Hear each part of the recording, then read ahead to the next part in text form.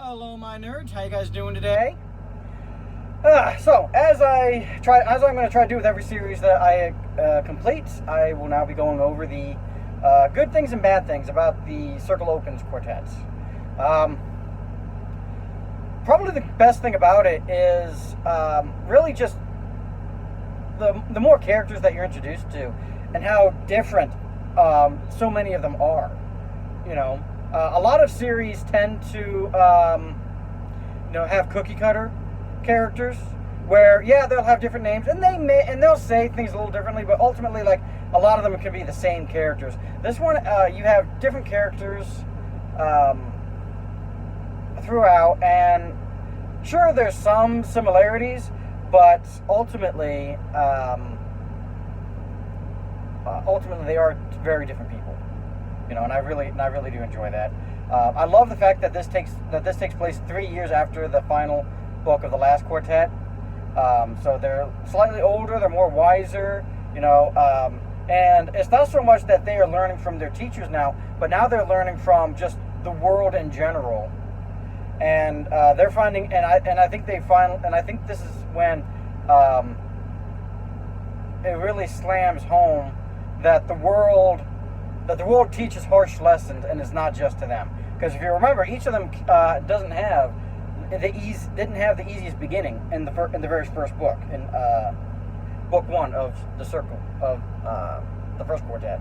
So they all have harsh beginnings, but now they're kind of finding out that it's not just them; that the world itself can be cruel to other people, and so that's always kind of a harsh lesson to really teach in an effective way. And I think this quartet kind of did it well. Not the best, but it did it well enough to get the point across.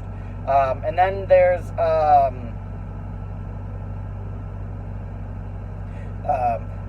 how adult these books are compared to the others, compared to the last quartet. With the exception of Trish's book, which is really like the darkest of the 4, ultimately. The other 3 are really more like nature horrors rather than human evil. Trish's book is really the only one with human evil, and I really kind of feel like that was kind of, it was good, but at the same time, I really feel like it feels out of place with the other 4, and so all 4. So these ones all feel more in line with each other. There's none of them really kind of stand out with each other, and just the differences in crimes and reasons for the crimes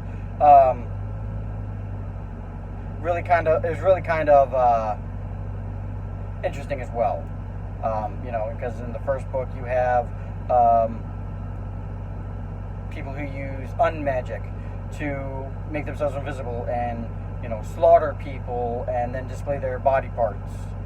And then the second book you have a street gang that bludgeons people, and you have a guy who strangles people from behind. And third book is fire, and fourth book is strangling again, but this time it's with actual victims. Whereas in magic, street magic, you don't really, you feel kind of bad for them because they are kind of younger people, but at the same time it's like they chose a life of crime, and I'm sure they've done things to other people too. So it's like they're not killing innocent people per se. So yeah, there's a lot more adulting in these quartet than the last one, and so that's always kind of interesting to handle, and kind of seeing how these characters that were kids in the last quartet are handling it, and they're still technically kids. Keep in mind they're only like 14 now. So it's not like they're like wise adults, but they are, and I also kind of love how they are treated yes, they can be mature, but they're still mature for their age, and they're treated that way. You know, they're not treated like the 14-year-olds they are. They're treated like the adults that they act. You know, so it's always kind of nice to kind of see something like that, because sometimes you read, you know, about, you know, these kids, and it's like some of the adults can be patronizing, especially in series that are, you know, for young adults or for children. So it really is kind of nice to have to see adults that aren't patronizing. They recognize the talents and abilities of, you know, younger people.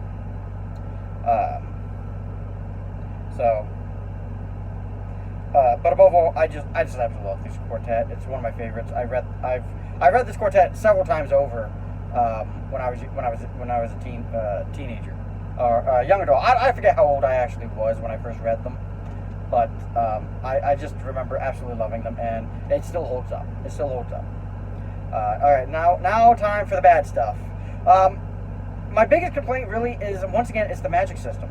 Like, there doesn't really seem to be like a set dynamic of what they can actually do, because it just seems like they're able to do whatever they need the magic to do, but they do it, but it's done with a twist that fits, you know, their brand of magic. You know, so it's just,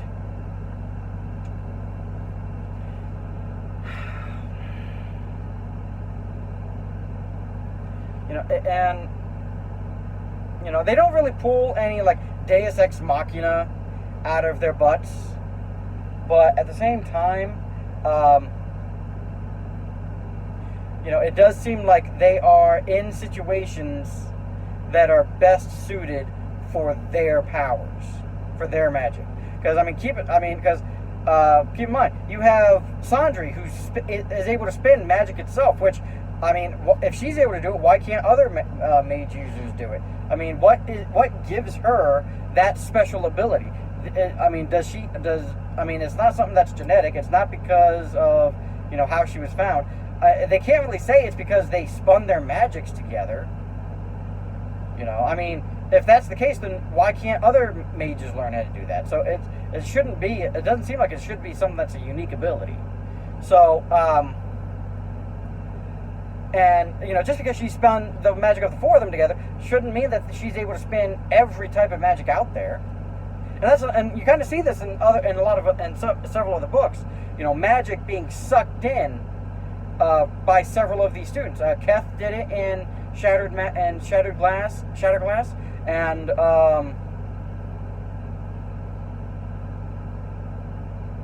who else did it? I know someone else did it.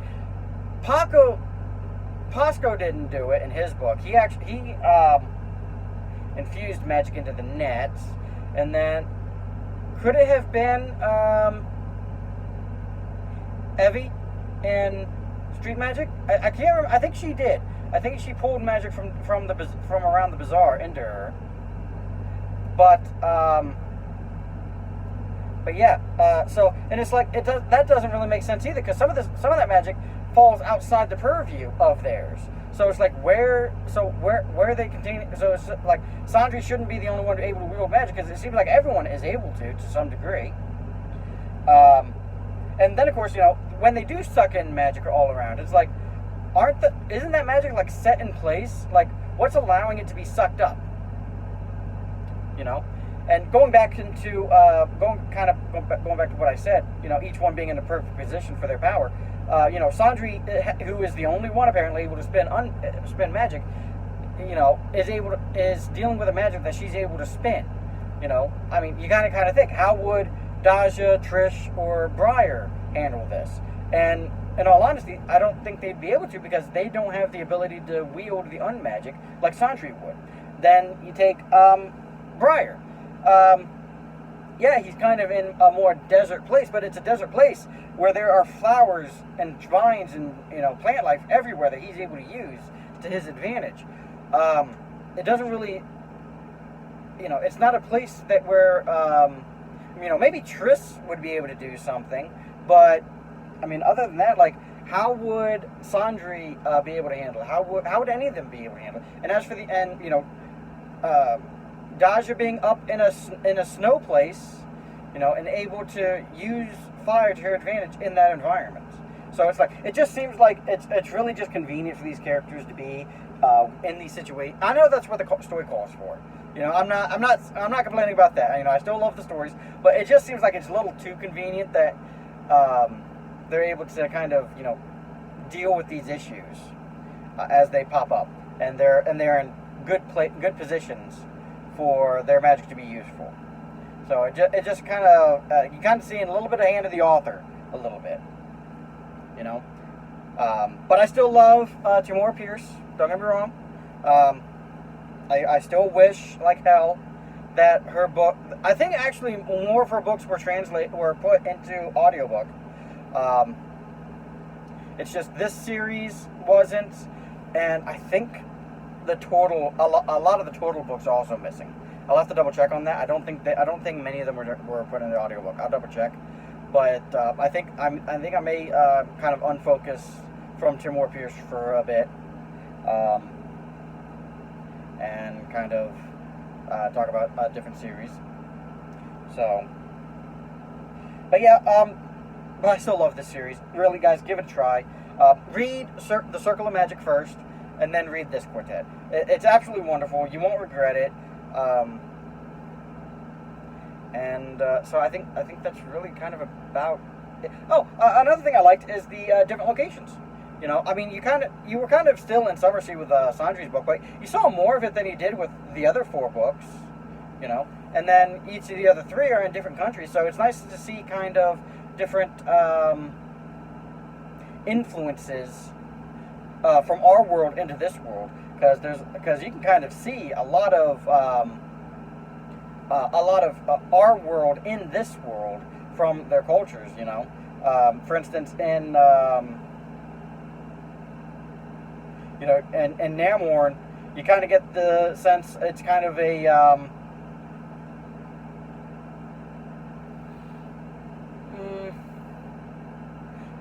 that one is kind of hard to say. I wouldn't necessarily say it's Norwegian. I'm not going to say it's kind of a Norse feeling. Okay, I got a big glare. There we go. I'm not going to say it's a kind of a Norse feeling to it, but you could say it's kind of a obviously it's northern, but you kind of get the sense of it being kind of a northern European setting. And then you've got even in Sandri's book, you have people who are who kind of come off as I'm not even going to try to speculate. I'm not a cultural expert, but you kind of get the sense of all the different Earth cultures in there. So that's also kind of a good thing. But anyway, I'm going to go ahead and leave it at this. I'm rambling on too much, and my thoughts aren't really staying in order. So you guys have fun, be good. You know what to do, and I will catch you all later, and hopefully I do a better job of describing the next series. So you guys have a good one.